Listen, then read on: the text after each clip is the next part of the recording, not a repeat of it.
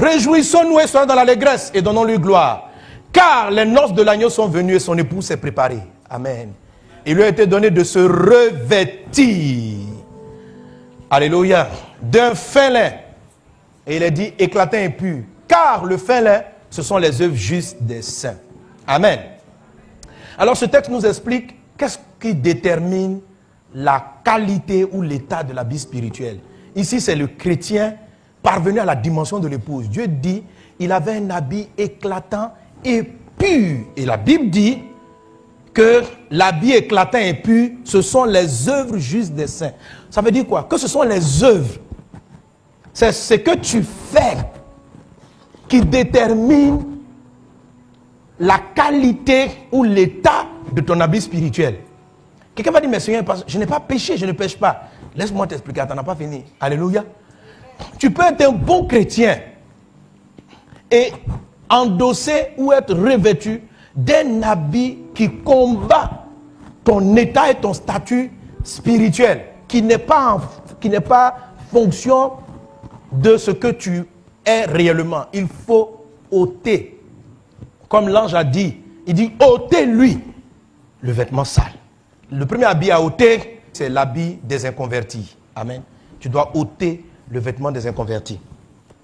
Donc Jean-Baptiste dit, produisez donc du fruit digne de la repentance. C'est-à-dire, il y a un vêtement spirituel qui est attaché ou qui correspond à quelqu'un qui s'est repenti. C'est-à-dire, si tu t'es converti, il faut te comporter comme un chrétien.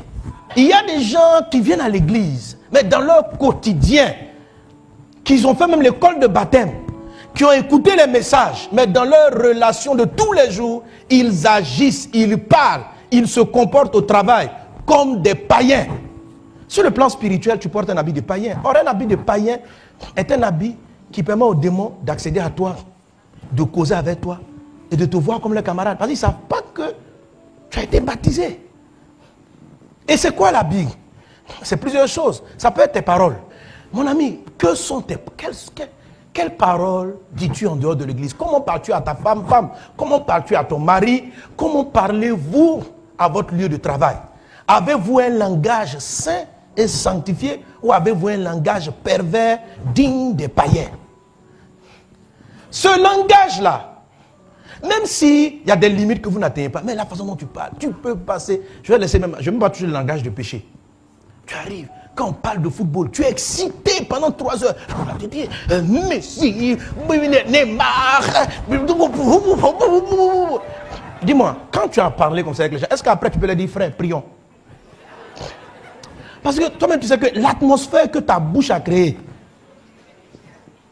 ne peut pas aller avec frère prions. Non. Tu es à la maison, regarde comment tu parles à ta fille de travail, à la fille de maison. Tu l'injuries. La fille qui t'a fini d'insulter, tu l'as lavée comme ça. Toi, comment tes parents t'ont mis au monde même? Il y a quoi dans ta tête? Tu as fini de dire le langage. Tu peux l'évangéliser après? Tu peux l'évangéliser.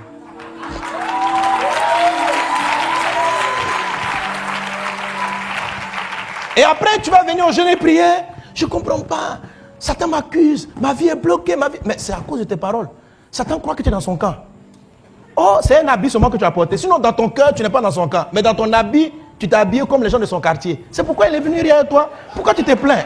Quand tu parles avec tes copines, elle vient t'expliquer comment son camarade, elle va tromper. Et puis toi, tu lui donnes des conseils de tromperie aussi. On est en train de prier, on dit, la vie des gens est bloquée. Toi aussi, tu dis, parce que je ne comprends pas.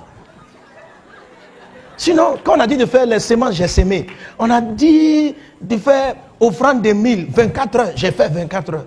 Mais toi, quand tes 24 heures commencent à tourner là, il y a un démon qui arrive à la 12e heure, qui empêche, on t'accuse à tout moment, parce que tu as un langage digne du monde. Et dans les œuvres, je finis avec ça. Il y a même aussi les habits physiques. Il y a des habits. Vous savez, l'habit ne fait pas les chrétiens. Mais quand on s'est repenti, ça donne. Il y a une attitude. Vous savez, il y a des habits qui ont été conçus quand le couturier les cousait là. Sa pensée était que la fille qu'elle allait porter soit séduisante. Donc, volontairement, il a fait pour laisser sa poitrine dehors. Il a fait pour qu'on voit sa forme et ses cuisses. C'était à dessein. Tu ne peux pas dire que tu marches avec Jésus et tu ne portes pas du fruit digne de la repentance. Et ton habit, tes vêtements, ta tenue. Là ce n'est pas tenue spirituelle. Là, c'est l'habit que tu portes. Il y en a qui disent, non, pasteur, pour venir à l'église, il faut bien s'habiller. Il ne faut pas bien t'habiller pour venir à l'église. Il faut t'habiller bien toute ta vie.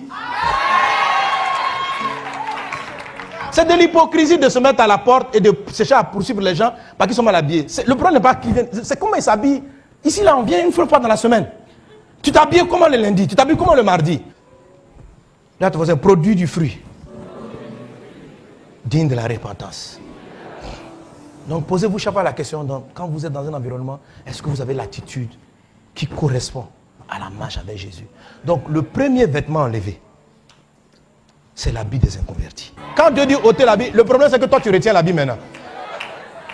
Non, comment mes camarades vont me voir? Si je leur parle de Jésus, certains vont me laisser. Le joli habit mini que quand tu as offert ou bien que tu es parti acheter, tu l'as payé tellement cher. Quand Dieu dit ôtez-lui l'habit là, ça veut dire cet habit là, prends un ciseau, coupe-le. Il dit non, je vais donner à quelqu'un. On dit donc tu vas encourager les gens à vivre de la débauche? C'est pas un habit qu'on offre. Prends un ciseau, tu le coupes. C'est 1 million qui s'en va, mais c'est pas grave. Parce que si tu gardes dans ton placard, tu vas chercher une occasion. Donc si ton œil est pour toi une occasion de chute, arrache-le. Jette-le loin de toi. Que Dieu vous bénisse abondamment. Que sa faveur soit avec vous. Alléluia.